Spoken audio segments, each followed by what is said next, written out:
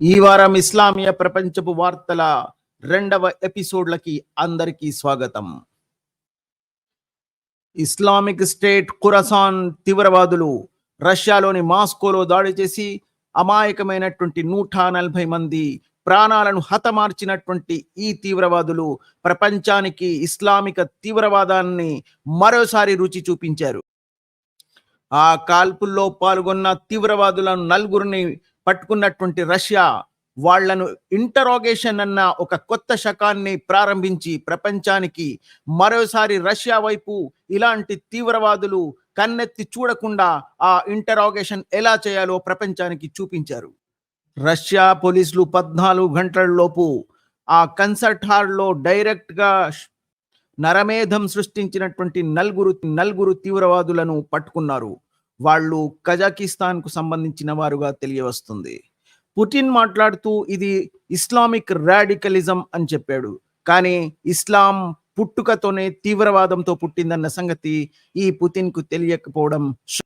భారతదేశంలోని ఉన్నత విద్యాభ్యాసం పొందుతున్నటువంటి ముస్లిం యువకులు ఐఎస్ఐఎస్ యొక్క తీవ్రవాదం వైపు ఆకర్షితులవడం రోజు రోజుకు పెరిగిపోతుంది.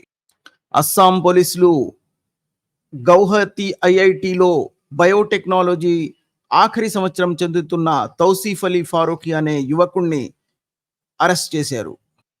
అస్సాం పోలీసులు గౌహతిలోని ఐఐటిలో బయోటెక్నాలజీ ఆఖరి సంవత్సరం చదువుతున్న తౌసీఫ్ అలీ ఫారూఖీ అనే కుర్రవాడిని ఐఎస్ఐఎస్ వైపు ఆకర్షితుడై అందులో ప్రవేశించడానికి ప్రయత్నిస్తున్న తరుణంలో అరెస్ట్ చేశారు.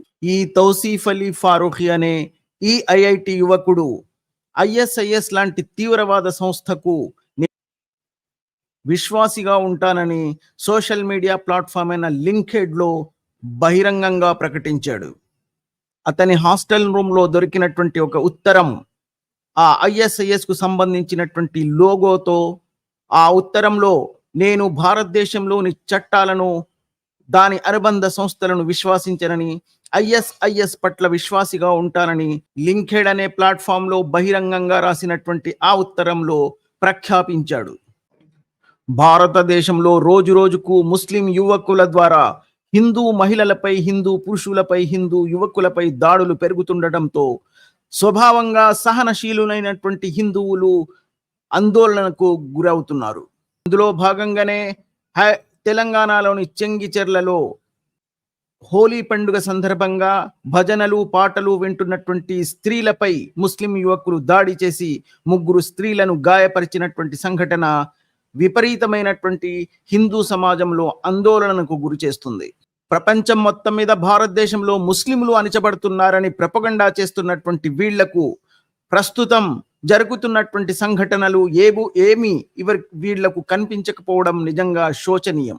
సౌదీ అరేబియా లాంటి కరుడుగట్టిన ఇస్లామిక చట్టాలను నిర్వహించే ఒక దేశం మొహమ్మద్ బిన్ సల్మాన్ అనే ఒక యువరాజు వచ్చిన తర్వాత ఆ కరుడుగట్టిన ఇస్లామిక చట్టాలను ఒక్కొక్కటిగా తుంగలో తొక్కేస్తూ ప్రపంచంతో పాటు ముందడుగు వేస్తున్నటువంటి ఆయన ఈసారి జరుగుతున్నటువంటి మిస్ యూనివర్స్ కాంపిటీషన్ లో కూడా తమ సౌదీ అరేబియా లాంటి దేశంలో నుంచి ప్రాతినిధ్యం వహించడానికి రూమీ అల్ ఖతాని అనే యువతిని అందులో పాలు పంచుకోవడానికి ఆయన ఆ దేశానికి ప్రాతినిధ్యం వహించడానికి పంపిస్తున్నారు. ఆ అమ్మాయి గెలవాలని ఆశిద్దాం. ఉత్తరప్రదేశ్ లో 2004 నుండి మదర్సా యాక్ట్ అన్న ఒక చట్టం ద్వారా ముస్లిమేతరులు ప్రభుత్వానికి చెల్లిస్తున్నటువంటి ట్యాక్స్ డబ్బును మదర్సాలోని ముల్లాలకు జీతాలు ఇవ్వడానికి వాడినటువంటి దీనిపై అలహాబాద్ హైకోర్టు వేసిన వేటు, దీనితో పాటు ముస్లిం సమాజానికి చెందినటువంటి చిన్న పిల్లలు ఇక మీదట కేవలం మదర్సా విద్యాభ్యాసం సాధించి ముల్లాలుగానో జిహదీలుగానో మారకుండా వారు కూడా ఉన్నత విద్యాభ్యాసం సాధించి ఇంజనీర్లుగా, డాక్టర్లుగా, చార్టర్డ్ అకౌంటెంట్లుగా మారడానికి అవకాశం కల్పిస్తున్నటువంటి ఈ అలహాబాద్ హైకోర్టు యొక్క తీర్పును సుప్రీంకోర్టు కూడా అంగీకరిస్తుందని ఆశిద్దాం.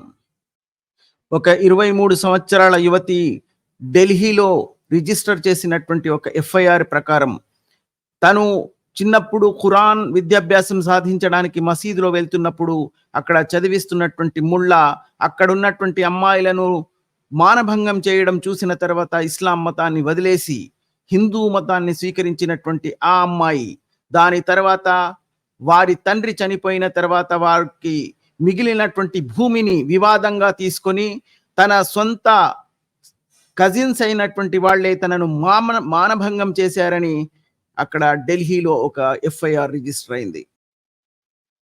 ఈ నెల 13 మార్చ్న ఈ అమ్మాయి ఇచ్చినటువంటి అప్లికేషన్ ఆధారంగా ఢిల్లీ పోలీసులు 17వ మార్చ్న ఎఫ్ఐఆర్ రిజిస్టర్ చేశారు. ఈ వారం వార్తలు ఇంతటితో సమాప్తం. మళ్ళీ వచ్చే వారం మీ అందరి ముందు. అప్పటి వరకు జై హింద్, జై భారత్.